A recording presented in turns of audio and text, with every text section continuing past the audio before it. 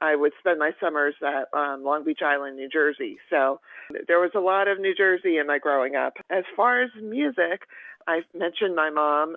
She was a huge influence. She listened to everything from Motown to like Vanilla Fudge, and my dad was like a big into like Steppenwolf and the Beatles, and as was my mom. Everyone was into the Beatles. But I mean, she never like limited what we could listen to growing up. So if we wanted to listen to like Judas Priest or Ozzy Osbourne, she would let us buy their music.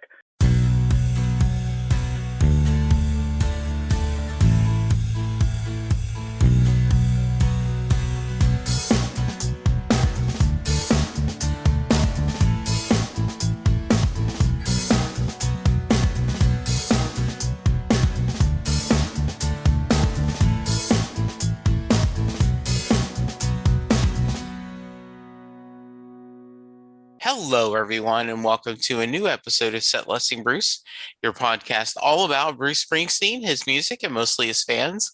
I am your host, Jesse Jackson, and joining me today is Sherry Thomas, a former podcaster. She's taken a little break from her previous podcast, though I'm sure she's keeping her hand in it. And she was nice enough to have me on the show earlier. Your podcaster mind, Sherry, welcome to Set Listing Bruce. Hi, Jesse. How are you? I am great. So I heard exciting news, right? That you just got a booster. Yes, I did yesterday. Yay. Yeah. So for those who are interested, the injection site for the booster is a little sore, and I am experiencing a little bit of achiness, but it is well worth it. So I'm guessing in a couple of hours it'll be all gone. So Yeah, I haven't gotten my booster yet, though I'm looking to see when I can do it to get it, because they are offering it here in Dallas, or I guess throughout the country. So, Sherry, tell us a little about yourself. well, Jesse, a short story is basically I've been a music lover since I was basically out of the womb. So I've enjoyed all different types of music, primarily from uh, influences from my parents, and then, being of the age of, I guess it was 10 when MTV started. I was pretty much hooked to the television set, and um, joined a college radio station when I was 17 and did that for about, I want to say, about 6 years. And then I went into writing for a couple of music publications, and dipped my toes into podcasting for quite some time, including the podcast that you mentioned, your podcast or mine. I ended at about a year ago due to a couple of surgeries. And, as you know, doing a podcast is very time consuming, and being a one person show, it was very difficult for me to keep up and do physical therapy and do all of that recovery. So I decided to table it, and now I am writing again for one of the publications that I used to write for, called the Aquarian Weekly, which is based out of New Jersey, and it's been in publication since 1969. So it's been around the block a while, and I'm doing book reviews and CD reviews, and I'm loving it. So that's basically it right now. That is great, Sherry. I really appreciate it. I enjoyed being on your podcast and thought it was a lot of fun. Um, Talk to me a little about your writing. And I know specifically when you reached out to me, you wanted to talk about Little Steven's new book. But before we get to that specific, just talk about kind of, what you've been, what kind of writing, what have you seen, where can we find it? Okay, well, as I mentioned before, it's the Aquarian Weekly, and you can find it online at theaquarian.com.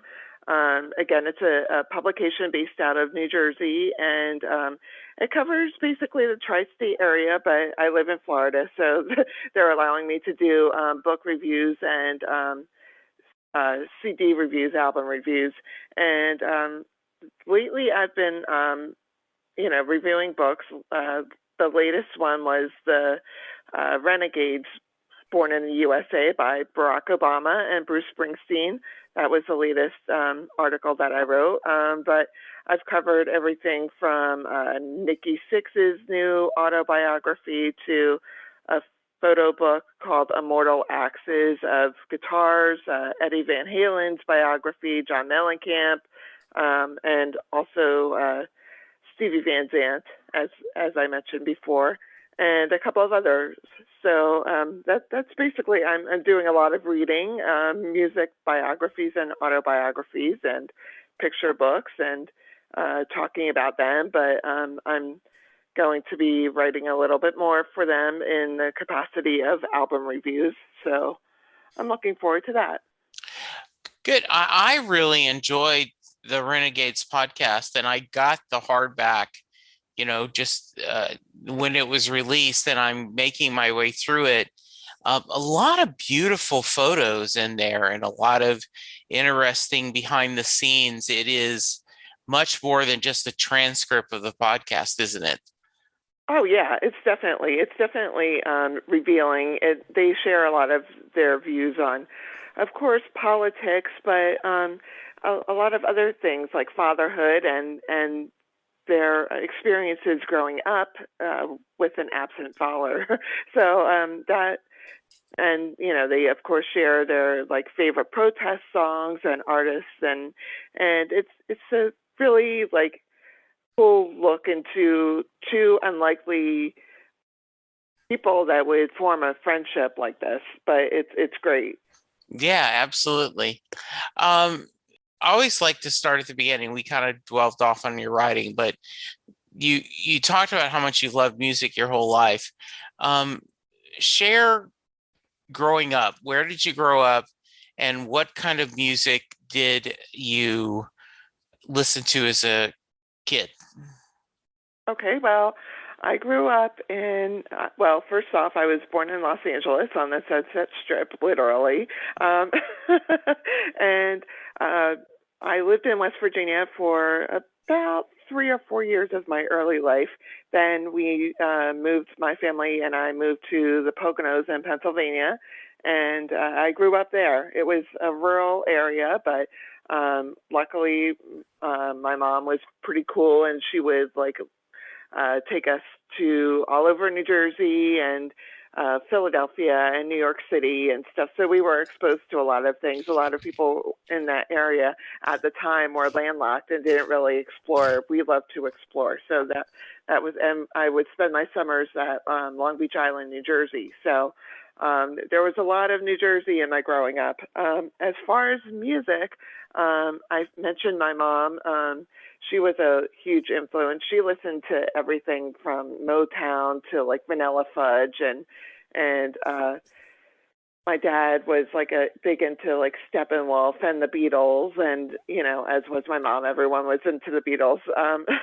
But I mean, she never like limited what we could listen to growing up. So if we wanted to listen to like Judas Priest or Ozzy Osbourne, she would let us, buy their music, or and then the dawning of MTV happened when I was like 10 years old. So, I mean, literally, I loved everything. Everything from Michael Jackson to, Prince was one of my favorites. Of course, Bruce Springsteen. But I liked everything from rock, hard rock, new wave, R&B, pop, country, a little bit of country, a little bit of hip hop. There was no boundary for me. I listened to everything, and I still do. I still listen to everything. Can you remember when you first discovered Bruce? I want to say when I was about 12. Like I said, I went to New Jersey a lot as a kid, and just listening to the radio, and pretty much fell in love with Clarence first. than Bruce. I loved his saxophone playing. That's what drew me in at first, and then of course, growing older, Born in the USA came out, and that was everywhere. And I was still quite young. I was like maybe about 13, 14 at the time, so that was a big deal. Was into at first Born in the USA was pretty much the gateway. It pretty much opened up the door after that. And growing older and diving into a little deeper, I guess it just blew the door wide open for that. So, what about Clarence's music and Bruce spoke to you? Just the soul that Clarence put into it, and the friendship that you could tell that was formed between the two of them. You could tell like they were friends until the end, and that lived to be true. And I love how you mentioned, because I say the same thing about Born in the USA. It was everywhere, and all of a sudden, everyone was a Bruce fan. Talk to me about kind of, as you discovered Bruce, did you go and explore other albums? Did you his other back catalog? Talk to me a little bit about that. Oh yeah, I mean, basically, well, you have to know that I was like I was listening to everything. I so I had like cassette tapes were king back then. So I mean, I had like honestly about at least 1,000 different cassette tapes, and Sure. so my I didn't really like get into Bruce until I want to say like my college years, until I was like 17 or 18 years old when I started DJing. That's when I started exploring a little bit more and going, diving into like the Born in not the Born in the USA album, but like the the River and Born to Born to Run, Run Darkness, and other things. Yeah. Yeah, and then like really, and that really opened my eyes up to more of his lyrical things. And then growing older, go through experiences and understand life a little bit more. And I guess probably I really dove in when pretty much I want to say about 20 years ago, when I was like in my 30s. That's when I really started to jump in a little bit more and dug through like the rarities, the B-sides, the readings from Asbury Park, and really started like reading up on him a little bit more and discovering a bit more about his upbringing, and and then of course watching different documentaries and TV shows and things like that. I really found out that he was more like me than I thought he was. So Before we get into Little Steven's book, what was your thoughts on actual Bruce's autobiography? it opened my eyes. Like I said, like I found out how much more he was like me than not. Just his youth, and struggling with a family that was dysfunctional, but had a lot of heart to it. Just kind of like John Mellencamp's autobiography. They had lived kind of like a similar life, with fathers that were a little, well, maybe not a little, but a lot, like conflicted with things, and I think a lot of the time I was really, I guess conflicted with him was like in the Born in the USA time when he wasn't really sure of who he was, and he kind of got like sidetracked by the Hollywood stuff, Yeah. and although she may be a nice person and stuff, but marrying the wrong person, and I think finally like his eyes opened up a little bit more, and he wound up with the right girl.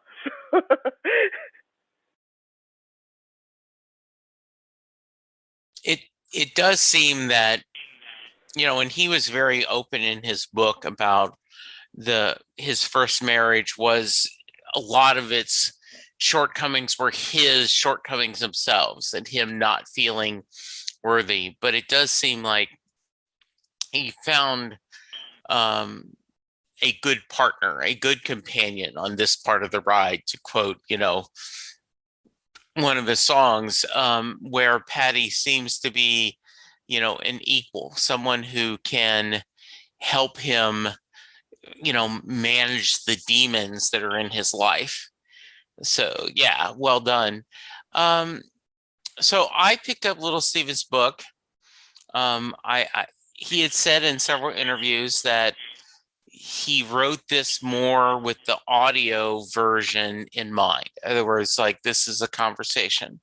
And I did think it was a very casual book. What were your thoughts on it? Well, I was impressed by it, honestly. He is, he's an underdog, basically, who, and what I found through a lot of reading a lot of the music biographies, there's only one plan. There is no plan B. All of these musicians, it doesn't matter who it is, there's only one plan, and that's to do music for the rest of their life, and nothing's going to stop them, and there is no backup plan. Even though everyone told them, get a backup plan, there wasn't. Music, that was going to be it. And I found that with Stevie, I found that with Bruce, I found that with Nikki Sixx, John Mellencamp, the whole gamut, like, Matt Sorum, the drummer for Guns N' Roses, Twisted Sisters bass player, like a whole bunch of people. And, even reading biographies and autobiographies before that, same thing, no plan B. That's, music was what they were going to do, and that's it. No, no other thing.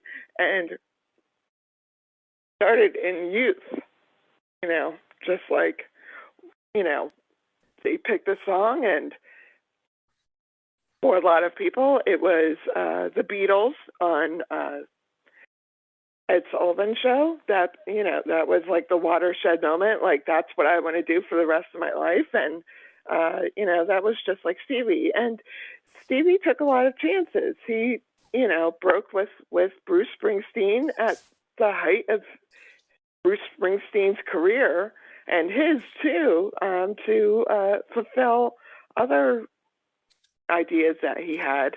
And he came out of it okay, but he kind of like kicked himself by saying, why didn't I like stick around? But he did it his way, just like Frank Sinatra. But he created a path for himself with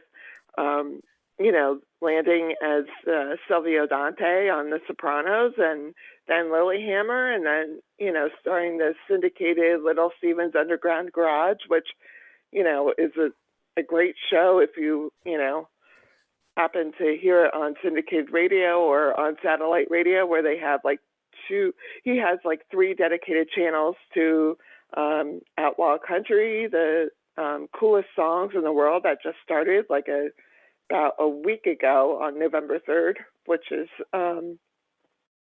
really cool. And also the Little Steven's Underground Garage, which, they play a lot of, his influences, but a lot of different music that you would never hear if you didn't tune in. So, Yeah, I do think it fascinating. And one of the things that I really enjoyed, and I'd first heard this when he was on Brian Koppelman's, the guy who co-wrote Invented Billions, does a podcast, and he had interviewed, and Steven had said that he tells bands now, don't break up, that, go do your individual projects, go, be solo artists, but never officially break up the band, because you can always come back to it and it's always there. And I found it fascinating, his what if in the book. Like, if he had not left the band, would Niels had joined them? Probably not. Would they have brought in Patty? Would Bruce have found Patty?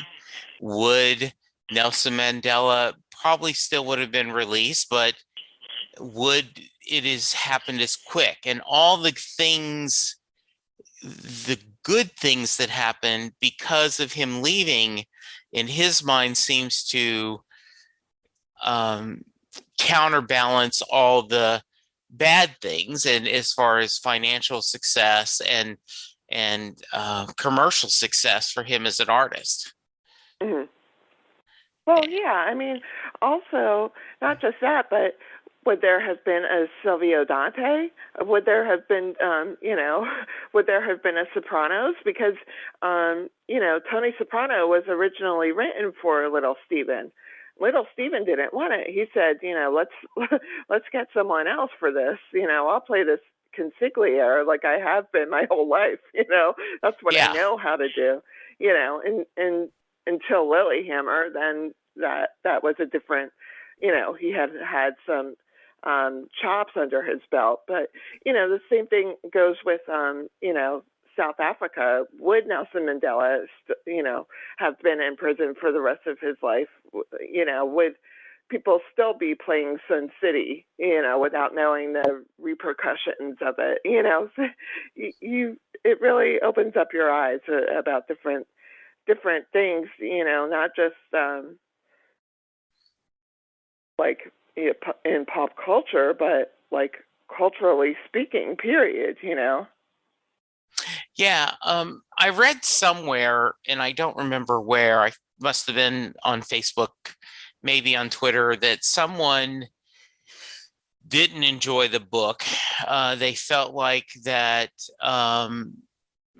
he came across as a little bit um, egotistical, and and I did not feel that way at all. I did feel that he had a lot of self um, kind of making fun of himself, or it's Right, self-deprecating, yeah. yes, exactly. Thank you.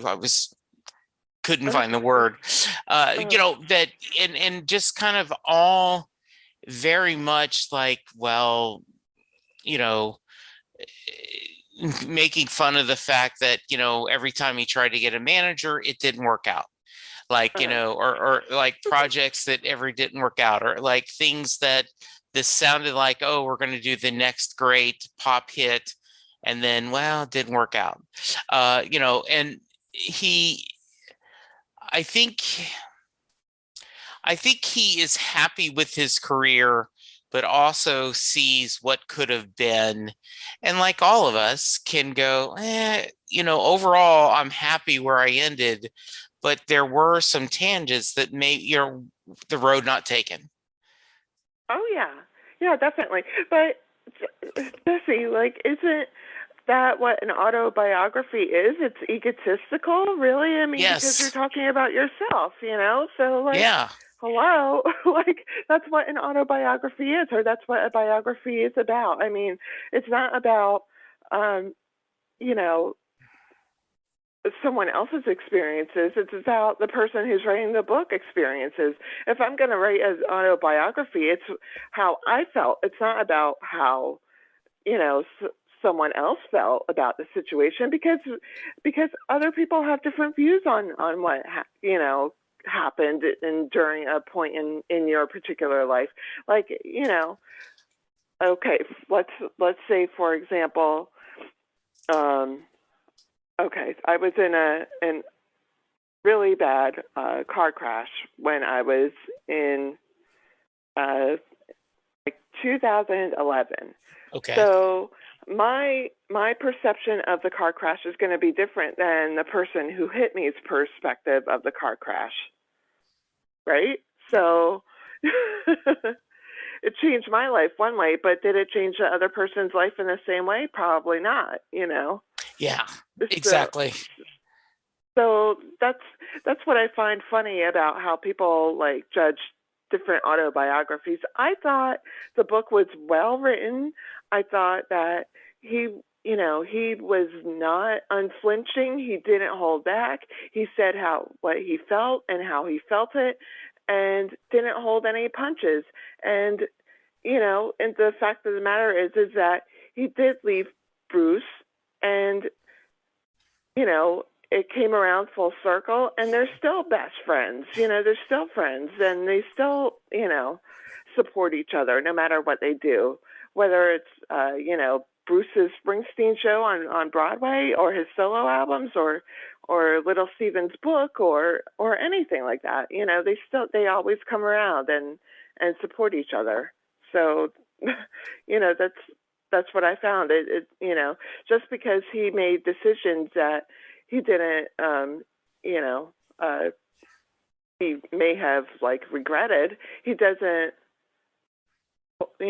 hold back and say, "Oh, look, I made a mistake, but hey, I learned from it. Let's move on."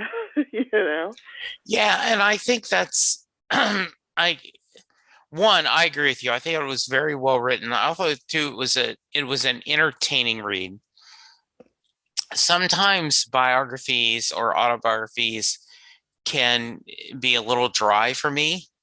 Hmm. And so I found this one very fascinating, very good. It very insightful. And I I love his awareness, and it appears both he and Bruce, based on their books, have found a peace with themselves.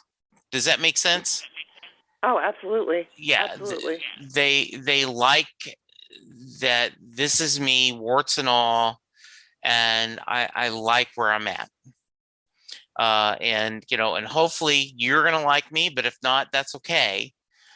Because I've accepted the fact that this is it.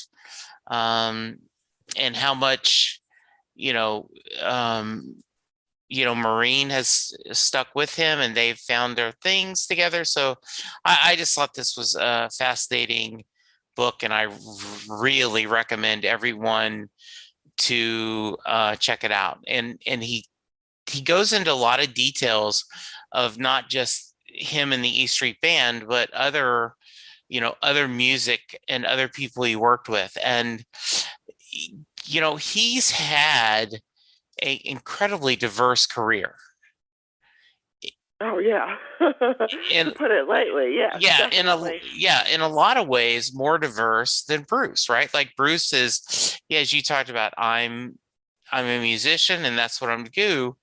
And Little Steven, on the other hand, had, a lot of creative ideas all over the place, to act, to write, to produce, is just really, and I just thought it was very interesting.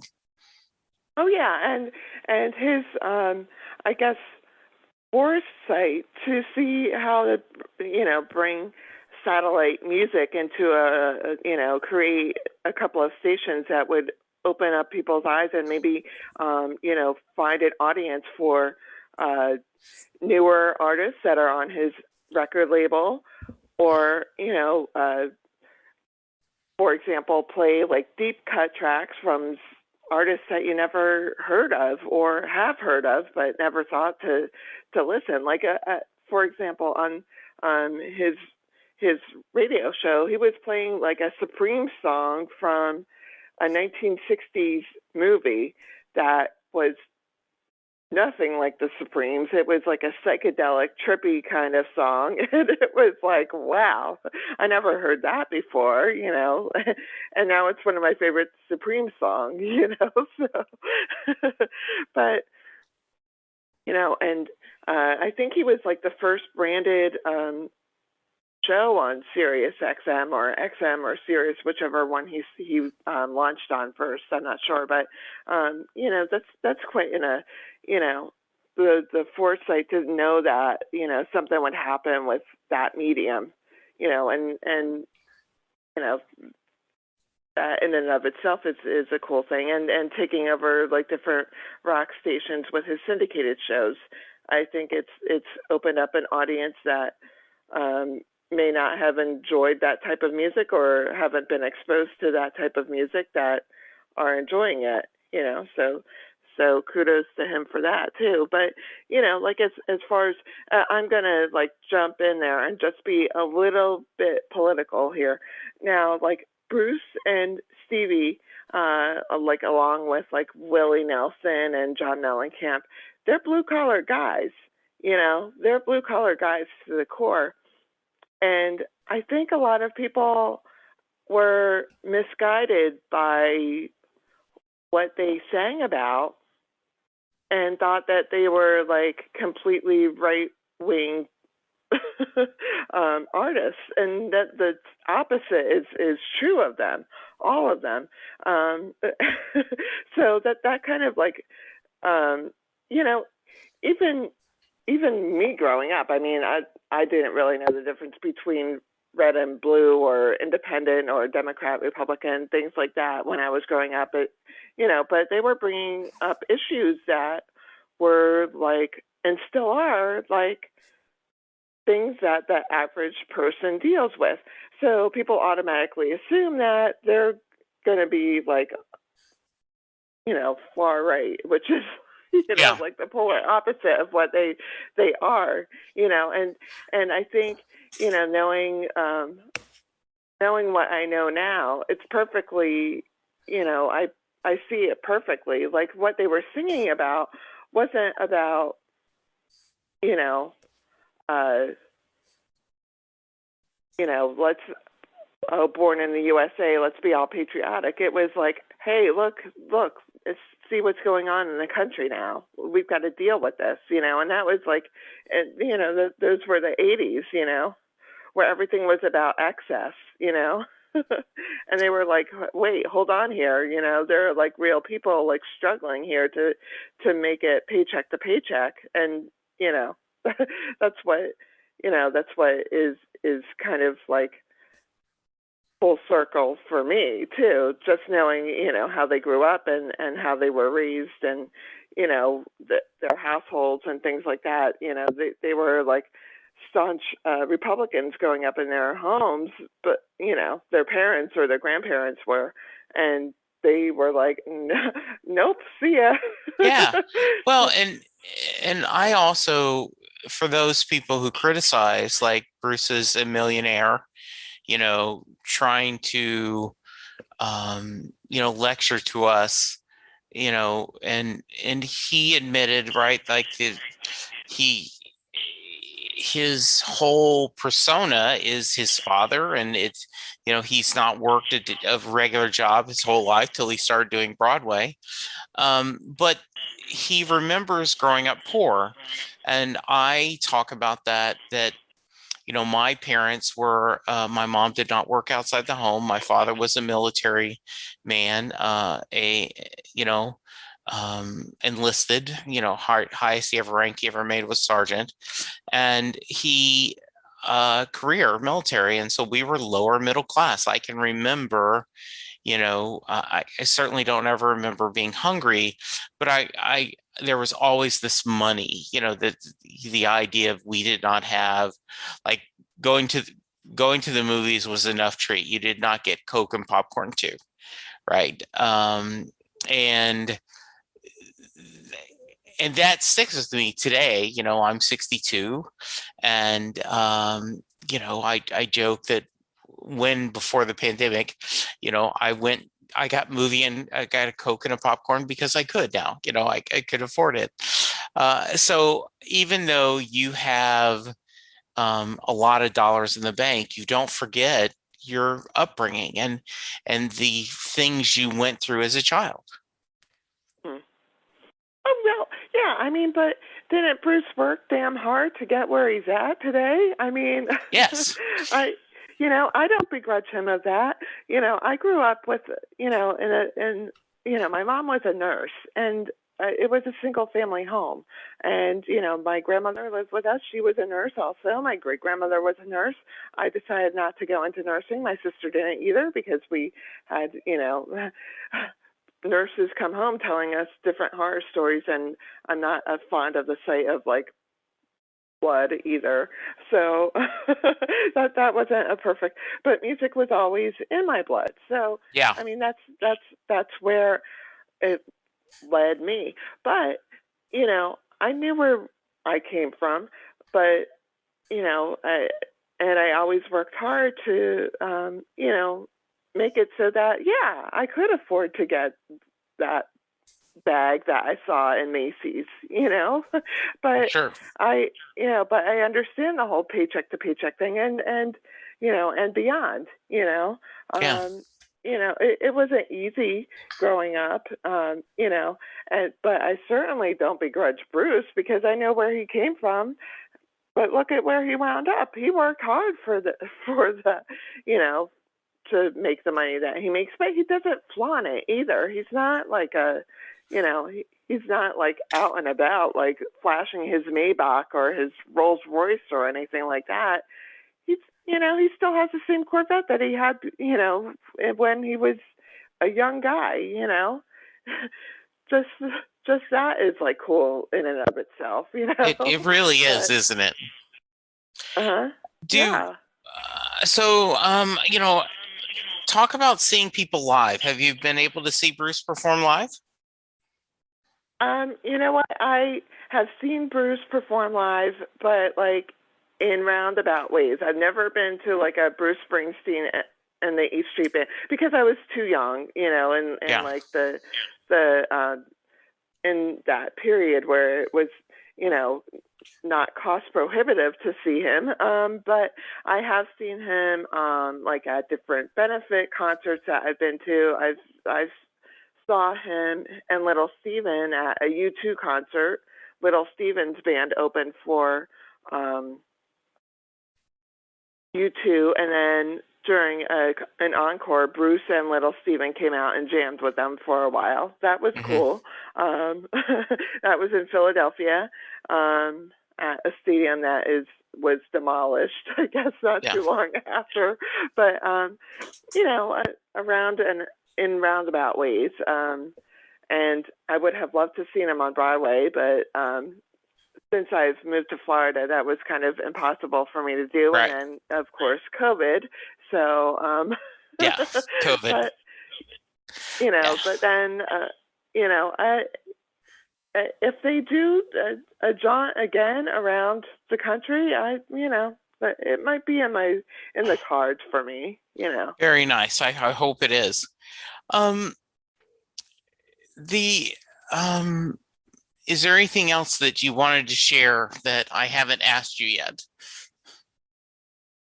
No, just that I love being on the show and that I love Bruce Springsteen. Like I said, growing older, I respect him more and love him more than I did when I was younger. I think that just comes with age and knowledge. Sure. You know, and I understand his lyrics more, and I love all everyone in the E Street Band and who have collaborated with him are all like phenomenal musicians. Of course, Little Stevie's up there as one of my favorites, but Clarence has got to be the top one. I wish he was still around, but as do a lot of people. But that's about it. Just my love for music and for Bruce. It'll keep on going for the rest of my life. Yeah, and hopefully you are going to, at the next tour, get to see a full one. I think that would be great. Did are there are there any specific songs, and I know you would love to hear a chance to hear Clarence again, but is there any songs you specifically would love to hear live? Mm, I don't know. Let me. I don't know. I love all of them, but my favorite has got to be like there was a whole thing that I love the Rising. That was Yeah. basically I needed that, especially living in New Jersey at the time of the 9/11 attack. Um, don't know. I'm like a, you know, I love 10th Avenue Freeze Out. That's like one of my favorite. And then that's so like cliche, but No, no, that's a great choice. Yes. that that's one of my favorite ones. You know, I don't know. I like growing up. I love like Spirit in the Night. And of course, like Born in the USA. I love Glory Days and Bobby Jean and basically like the whole thing was a hit factory, that album. And I loved like Brilliant Disguise and One Step. Yeah. There's a whole bunch of different stuff that I love, and of course you got to go with Sherry Darlin. If Oh, you're going to go for a absolutely. song. Absolutely. That it has to be. Yes. How perfect. That is great. Well, good. Well, Sherry, let's are you going to get back into podcasting, you think, down the road, or you just don't know? That's up in the air. It's I'm enjoying writing right now. Okay. And uh, I have to reevaluate because it might not be a podcast about podcasts because that was a novel idea. If I were to, it would be about music. Okay. You know, and I there are so many music podcasts out there now that I don't know if there's room for me, but if I were to, I would that would probably be it. But that's all up in the air. I'm enjoying writing right now, Okay. and Good. I'm glad to be back at the Aquarian, writing for a publication that I wrote for in the late 2000s. Or early to late 2000s. I was there for quite a while, but I'm glad to be back there now and enjoying, just a little bit of doing writing that way. So. Well, if you ever decide you want to do a one-off, like you've got someone you want to interview or you want to talk, just let me know and I can publish it for you. I can help edit it. I can and help you do. Okay. So that way you'll Okay. know. All right. Okay. Uh, Awesome. yeah. All right. So let's go to the Mary question. Okay. If you are a fan of Sherry's and you are doing this because you used to listen to her podcast, thank you for joining me. I ask this question at the end of all my podcasts. Jay Armstrong, who is an honors English teacher, speaking of writing, has a book coming out first part of December that would have his class, his honors English class, would go 2 days studying Thunder Road, looking at all the imagery, looking at the lyrics, talking about what Bruce is saying on there. And then at the end of the 2 days, he would ask the question, does Mary get in the car? So this is your question, Sherry. Do you think Mary gets in the car at the end of Thunder Road? Okay. Now let me go back because the last time I said no, Okay. and the reason why I said no was because I didn't like how the character in Bruce's song, thought about Mary. But Mhm. I changed my mind. Okay. I changed my mind. Yes, she does get into the car with All him right. and rides off into the sunset. Yeah, she Oh, does. oh, good. Definitely. Well, very nice. Why did you decide to change your mind? I looked into it a little bit more, and Okay. I really jumped into Mary's character.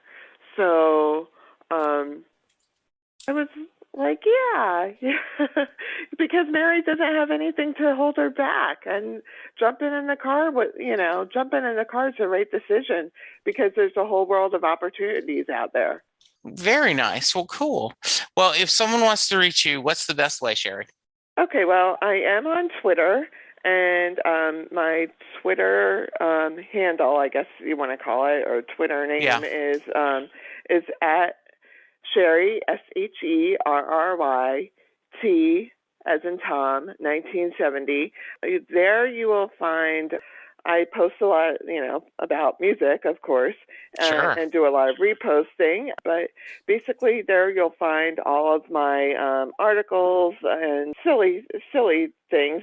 But I mostly like retweet like music that's coming out that I really enjoy, or an article that I really like, things of that nature. It's not really mind blowing, but No, it's good. No, the I love following you, and I always like getting a chance to read your writing. So I recommend it definitely much. Thank you, Sherry. I appreciate your taking time out of a Saturday joining me. Thank you. Any final words you want to share?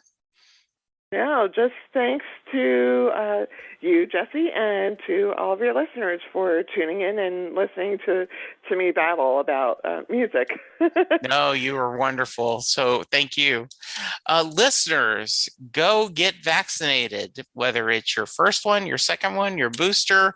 We need to get rid of this pandemic. And the only way we're going to do it is by fighting it with science. Remember to wear your mask. Remember to be kind to each other. And let's get through this together, because that's the only way we're going to. Thank you, Sherry. Thank you, listeners. And we'll talk to you soon. Goodbye. Doing a podcast at times can be a one-way conversation, and I hate that.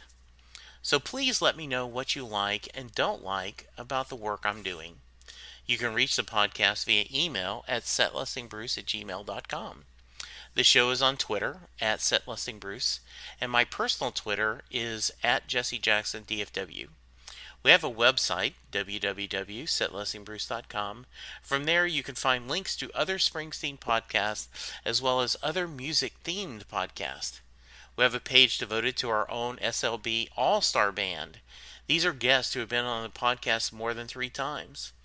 There is a link to our store where you can purchase Set Listing Bruce shirts as well as a Merry Question t-shirt. There is a link to our Patreon page where you can sign up to help support the podcast financially. We have different levels and different rewards based on your support. If you don't have any extra cash, and right now, who does? You can support the podcast by subscribing via your favorite podcast player and leaving us a review. The more reviews we have, the easier it is for people to find us. And please tell a friend about the podcast, especially if they love Bruce or music, because it will make a difference.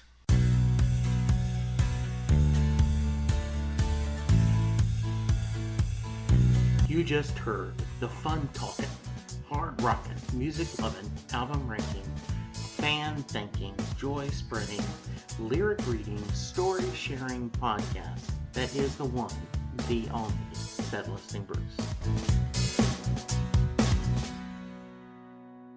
The theme for Set Listing Bruce was written by David Rosen, used by permission.